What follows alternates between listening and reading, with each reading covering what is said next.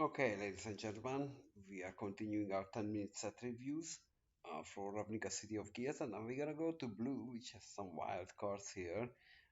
So yeah, without further ado, we start with this spell, which is an instant target creature gets -3, -1 to end of turn, and it has the transmute, so we can find another one drop.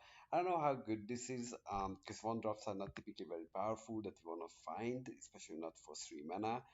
But again, it might be a combat trick. Grayscale Guerrier, 1 mana 1/1 with Island Walk, so there you go, the upside arrow has arrived. This I think is pretty forgettable. Mark of Eviction though, this might be a good card, so it's 1 mana aura, enchanted creature. At the beginning of your upkeep, return enchanted creature and all auras attached to that creature to their owner's hand. So we can either bounce our creatures and re-trigger their ETB or get rid of an attacker for like a turn. Every other turn, so it's a very interesting card. Drake Familiar. So this combo is actually with Mark of Eviction. So this is a 2/1 flyer for 2, which is very cheap, but it does have the drawback. When Drake Familiar comes into play, sacrifice unless you return an enchantment in play to its owner's hand. So we can reset some of our auras that could be an upside here, but this deck definitely needs a build around, or this card rather definitely needs a build around, so it's not trivial to put it to every deck. Lore Broker, so it's 2 mana 1/2 Merfolk Looter, but it loots for every player. So this would normally be a horrible deal, but in this set where mill is an archetype, this helps to mill them. So we accelerate it and we can mill like up to 5 cards, which is a lot. Model the Mixture, so it's 2 mana counter target instant or sorcery spell. So counter spell for instant and sorceries, it does have the transmute. So this is a pretty good fair case on this card.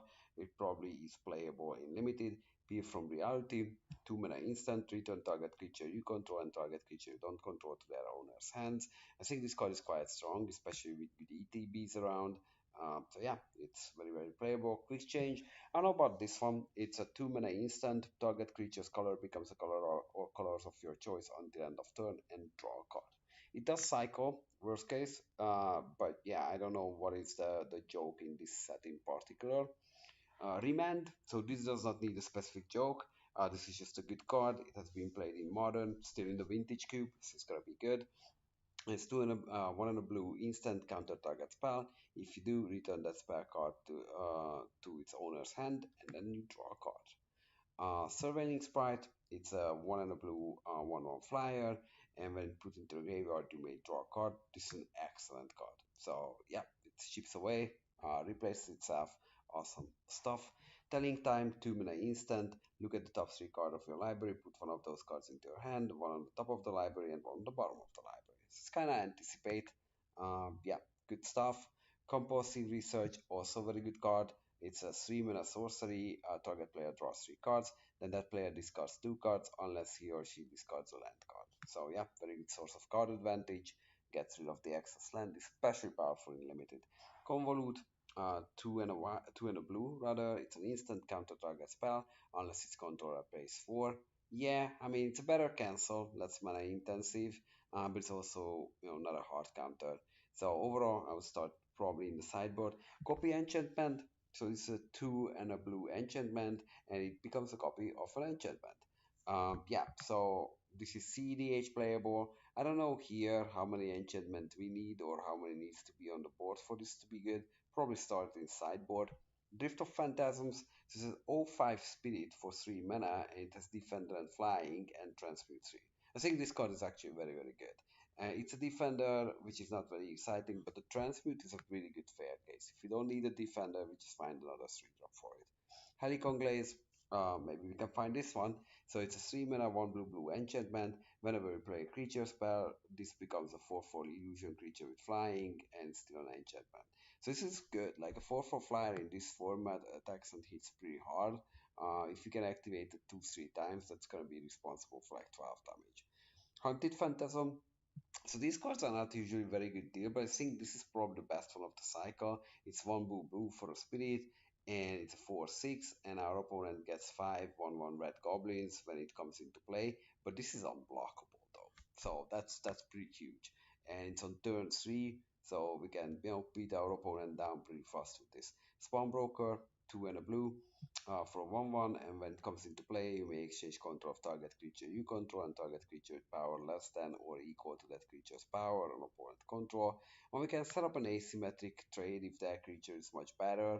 But again, like making sure that this has less power or that creature has less power kind of inherently assumes that our creature is the better. I don't know. We need to see this one. Terraformer, this is an excellent card. So it's two and a blue for a 2/2 human wizards, and for one, we can choose the basic land type. The land type of each land you control becomes a type until end of turn. So it's mana fixing if you sequence it correctly. Flight to fancy. So this is a very, very good aura. So it's a 3 and a blue. And if we land this, enchanted creature gets flying and we draw two cards. Wow. So speaking of mitigating for the 2/1 punishment. Induce Paranoia, also a very, very good card in this format. It's a 4 mana counter spell, which wouldn't be so exciting, but if we spend black mana on it, the spell's controller puts X cards or minus X card essentially, where X is the converted mana cost of the spell. So two of these can really finish off a player in this format, and it's a slower format generally. This is a key card for the Mir decks. Mnemonic Nexus, so this is a key card against the Mir decks. So it's a 3 and a blue. Instant, each player shuffles his or her graveyard into his or her library. There you go. You get a second shot. If you get two of these, I think it's like pretty hard to beat us, but it's an uncommon though. So Snapping Drake, 4 mana 3/2 flyer, solid limited playable, awesome stuff. Vedarkan Entrancer, so this is also a key card of the meal decks. It's a 4 mana 1/4, and for blue and tap, target player puts top two cards his or her library into his or her graveyard. This does everything what a meal deck wants in limited. It clogs the board and it mills them at a pretty good rate. It's key card in the archetype. Vision Snitches, so it's a 4 mana 1/3 flyer, and players play with the top cards of their library revealed. Yeah, I mean, I don't know how much value is the information here in limited. The body is pretty weak, but who knows? We need to try this card. Bell Tower Swings, however, this is pretty good. So it's a 5 mana flyer, which is 2/5 body, and whenever a source deal damage to Bell Tower Swings, that source controller puts that many cards from the top of his or her library into his or her graveyard. So it has a big butt, it blocks very well, and mirrors them, not much more to ask. Dreamlash, so it's a 5 mana, 3 blue blue aura, and put it on a tap permanent, and it's basically control magic. We control that permanent, so if creature attacked us, we can take it. Follow its footsteps, so this had a Ham of the Host, older version, and it's a 5 mana enchantment. At the beginning of your upkeep, put a creature token into play that's copy of enchanted creature for free. This is very, very good. Like if the creature lives a few turns, we can amass enough advantage from that, especially if it's a good body that can attack, starts with link down defenders. You know the drill. It's a pretty good card. Stasis, it's a 5 mana ancient creature. Ancient creature doesn't untap during its control's untap step. But for 3 and a blue, we can move this to another target. So this is basically free to fire off, because if they play a better creature later, we can just move it to that. Terror Drake, it's a 5 mana 2/2 flyer, which is pretty hefty price, but it has one black regenerated, which is awesome. So I think this card is probably pretty good. Tidewater Minion, it's 5 mana 4/4 defender, which is very massive body. But for 4, it can lose defender and until end of turn, and we can tap it to untap target permanent, which can help fixing our mana and numerous other situations, give another creature vigilance. It's a good card all around.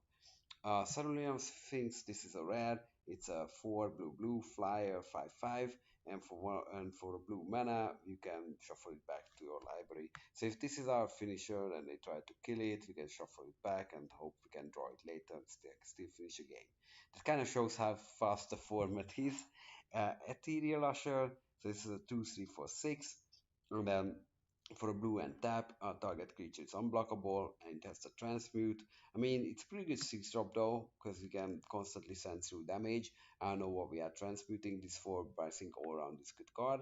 Maybe we transmute it for Flow of Ideas, which is a 6 mana spell, 5 and a blue, and draw a card for each island you control. So it can go to 4 or 5 cards, and that's pretty good. Tunnel Vision, 5 and a blue for sorcery.